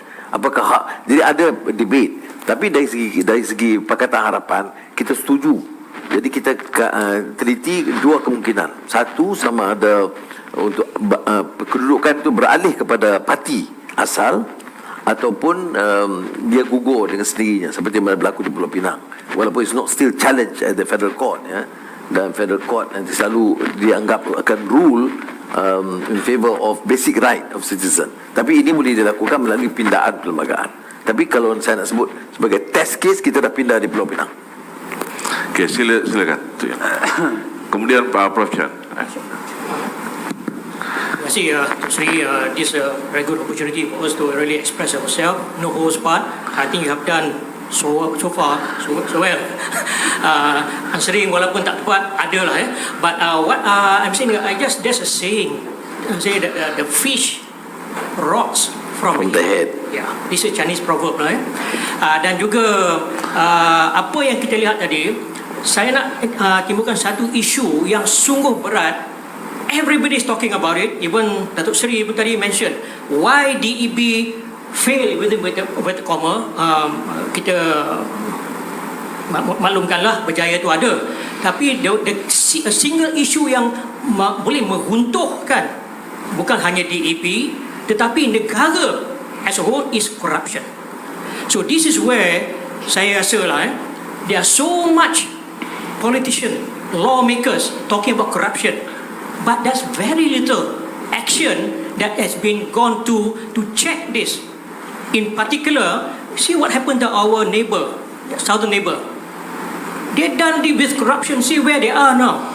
They are 53,000 USD per capita contohnya, versus kita 12-13 ribu. Kita struggle because they managed to eliminate this. And there is also one strong move hari itu to letakkan SPRM, which is the ibu, the mother of agency addressing this corruption, to be placed under parliament and yet to be done. 22 months of PH, we have yet to see it. So my soalan, Datuk Seri, if you are going back, if you are given power, will you put this as a top priority? And you know dalam Islam pun, corruption ni is one of the top dosa besar, and we have to address this kalau kita nak move forward.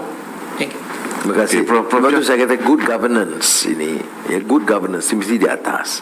Good governance meaning mesti lead the country daripada rasuah. Saya 2 minggu yang lalu, saya yang minta nak pergi jumpa SPRM. Because saya bukan dipanggil oleh SPRM. Saya bawa precisely ini. Saya kata jangan jadi senjata politik. Ya, mengapa boleh biar rasuah itu menular begitu besar di kalangan Perikatan Nasional dan tidak disiasat dan tidak lakukan apa-apa? Walaupun dia jawab dia siasat, saya diam-diam dah hantar ke pegawai negara dan pegawai negara tak ambil tindakan, dan nampak sangat pilih kasih. Dan saya bagi contoh itulah yang wang MDB untuk ahli parlimen. Kalau ahli parlimen itu kekal dalam UMNO di dakwah, kalau dia lompat ke bersatu sokong Tun Mahathir, dia lepaskan. Jadi ini yang menyebabkan orang pertikai SPRM.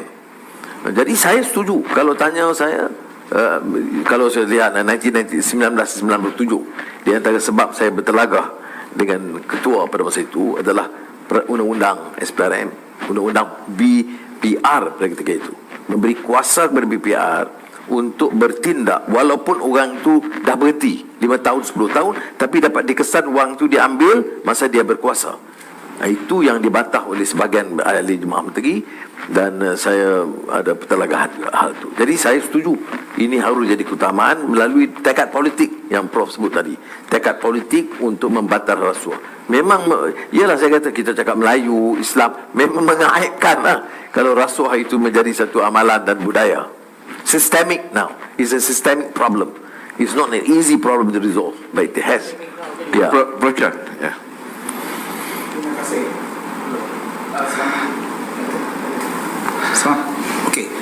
Salam sejahtera dan selamat pagi.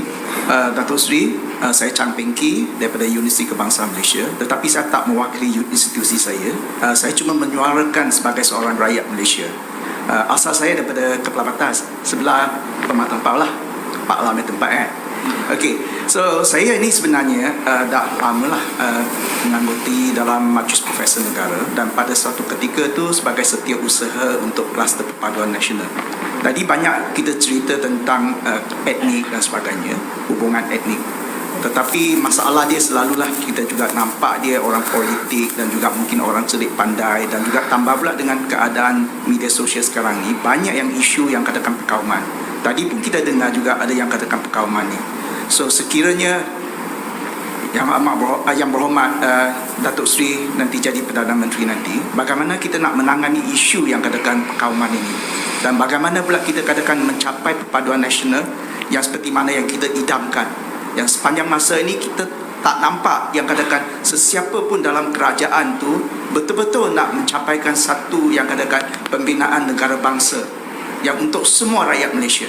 Cuma selalu dia kita nak mainkan dengan kaum ini, kaum itu, dan juga selalunya kebetulan saya ini etnik Cina, selalu jugalah yang jadi mangsa. So itu yang saya nak suarakan sebagai suara rakyat seorang Malaysia tu. Terima kasih. Tapi dia melibatkan semua pihak. Dari segi kerajaan mesti dasar yang jelas. Saya tidak setuju seperti yang saya sebut, polisi yang terang diskriminatif, ya. Jadi tetapi masalahnya sekarang juga kadang-kadang kalau lihat seminar ataupun golongan korporat di kota, termasuk yang Cina, concern dia tentang masalah poverty itu kurang sangat. Jadi ada nanti perasaan pada orang Melayu, harap orang kaya ni, baik Melayu atau Cina, itu tidak langsung peduli. Padahal kalau saya berwakili di Port Dickson, saya tahu ada kampung nelayan Cina yang sangat baik. Jadi ada kategori orang miskin di kalangan Cina dan lebih parah miskin di kalangan India, terutama di estate. Tetapi harus ada, selain dasar kerajaan harus dibetulkan, supaya this race-based policies have to end, because it dah overtaken by time dengan events already, dan kita boleh selesaikan masalah Melayu dan Bugutera ini dengan transparent policies. Tetapi saya juga nak appeal dalam hal ini bahawa seperti saya sebutlah, kadang-kadang orang Cina celik pandai, dia cakap merit, kerana dia tengok dengan meritokrasi ini Melayu ketinggalan. Dia lupa bahawa meritokrasi, kalau itu Michael Sandels compelling case against this obsession with meritocracy at the expense of justice, itu kena jaga. So kena ada perimbangan ni, di mana we need bukan sahaja Malay intellectual but also Chinese intellectuals to articulate on behalf of all Malaysians. Not to be just defensive of the Chinese position. Sebab orang Melayu dia tengok China doing well apa semua, tapi you don't complain, you be discriminated. Kami ni kononnya in power, raja kuasa pemerintah Melayu, tetapi you tengok keadaan kemiskinan, tengok kesenjangan, makin teruk lagi. Kerana yang mendapat manfaat bagi Melayu ini hanya golongan atasan, tetapi tidak di kalangan bawah. Jadi saya akan terus tegaskan keperluan masyarakat kita itu imbangi sebagai kesedaran rakyat yang menyeluruh. Ungkapan kawan-kawan kita masyarakat Cina, jangan hanya that kami rasa tertekan. Tidak. You cakap-cakap okeylah di sini, betul. Tak ada Profesor Melayu rasa tertekan di sini. Tapi dia pergi ke kampung, saya balik ke kampung di desa. I mean, there's nothing. Look at their schools. Look at the health facilities for them. The majority. Ini saya rasa harus iman. Orang banyak salah faham, kata Anwar ini nampak only doesn't concern for the Malays, dia banyak champion non-Malays. No, I want to be just. Malay, China, India, I want to be just. ya, Kadazan Iban semua. Tetapi saya juga tahu macam mana rasa gelisah masyarakat Melayu yang umum yang di bawah ni, yang rasa tidak diwakili dan rasa sebab itu kita tengok macam siege mentality bila dalam Pakatan Harapan, bila kita tak ungkapkan sangat dia punya transformation tu agak tu radical, ini menyebabkan ada pendulum swing.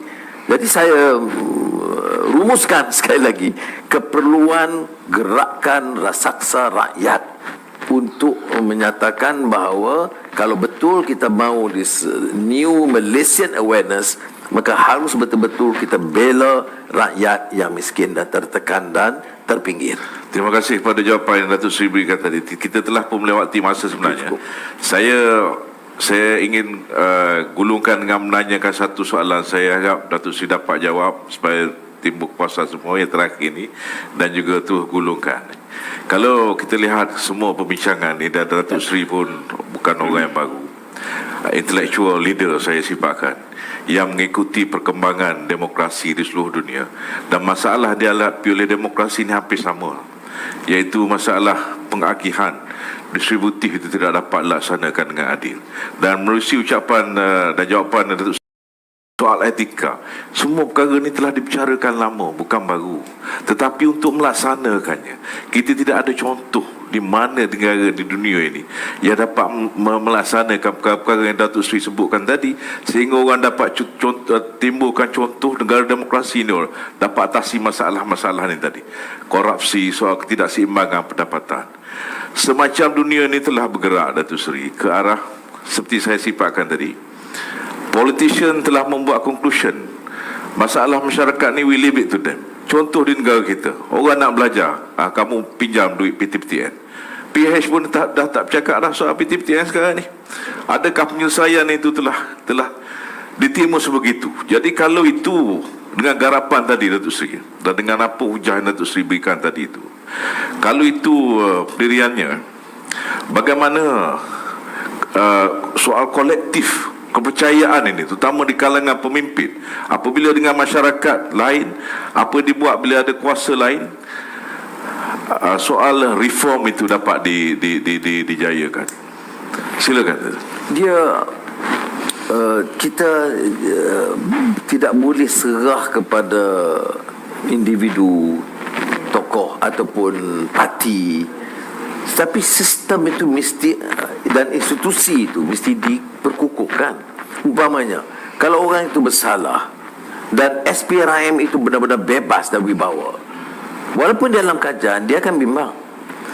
Tidak perfect, tapi sekurang-kurangnya ada kemarahan. Umpamanya ada orang menganggap beberapa tindakan terhadap golongan yang pro-Trump tidak akan berlaku kalau Trump berkuasa, kerana orang pertikai kebebasan Department of Justice.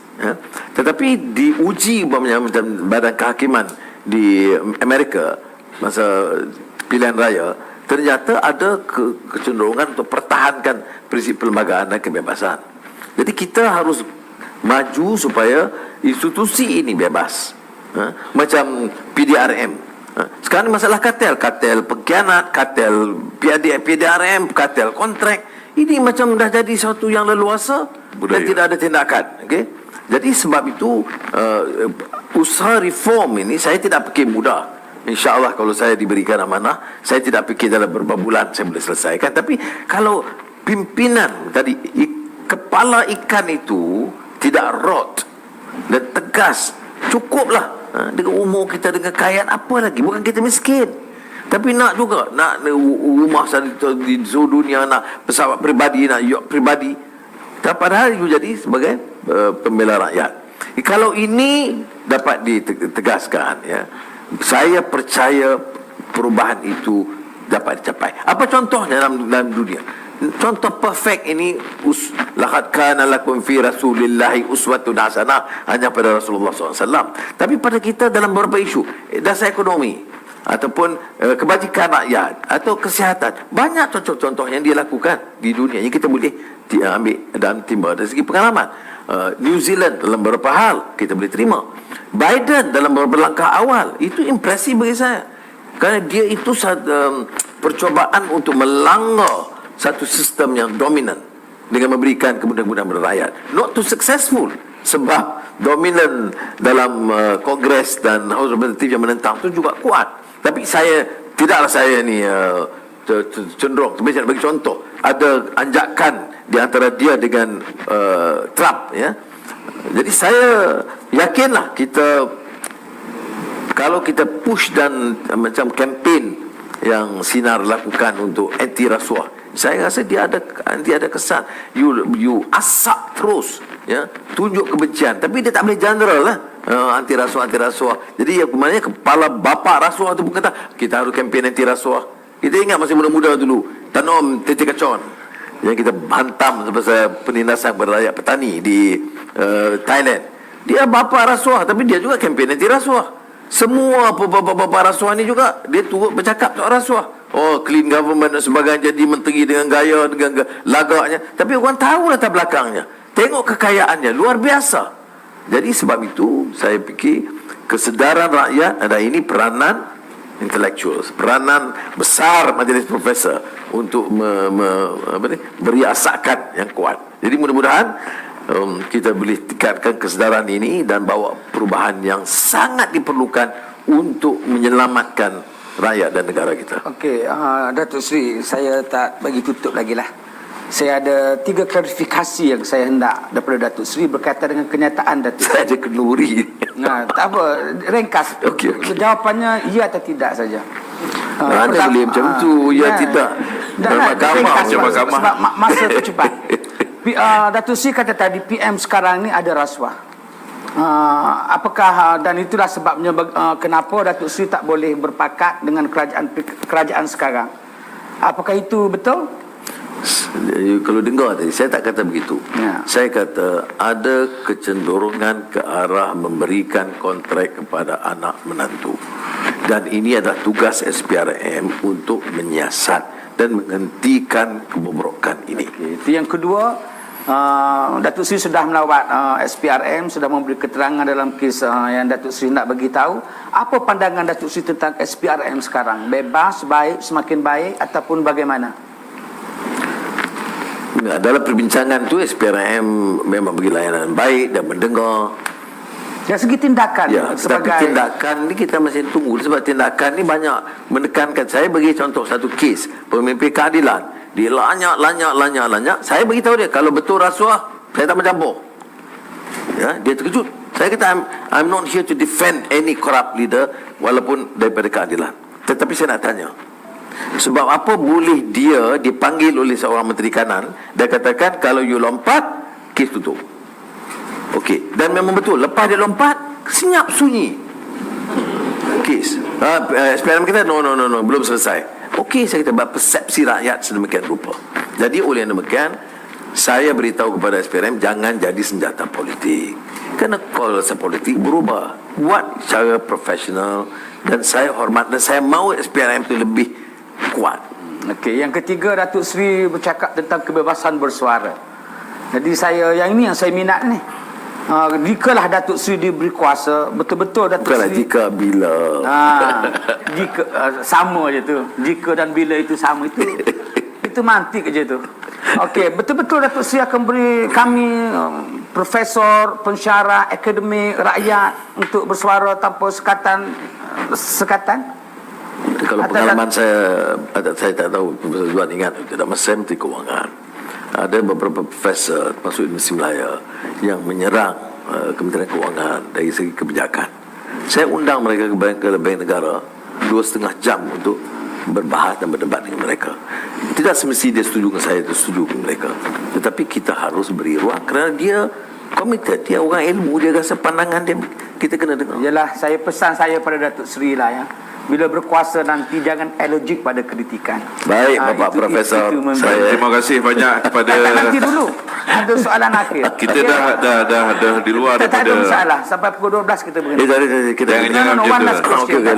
Bagus, saya minta maaf.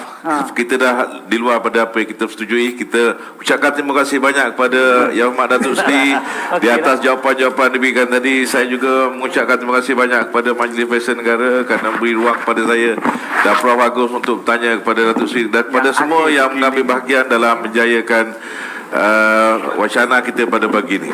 Kita sekali lagi ucapkan ribuan terima kasih dan kita sama-sama doakan Datuk Seri dapat menuai cita-cita dan nilai-nilai baik yang beliau angkat dan semai selama ini. Dengan itu saya sekali lagi mengucapkan ribuan terima kasih dan Assalamualaikum dan salam sejahtera.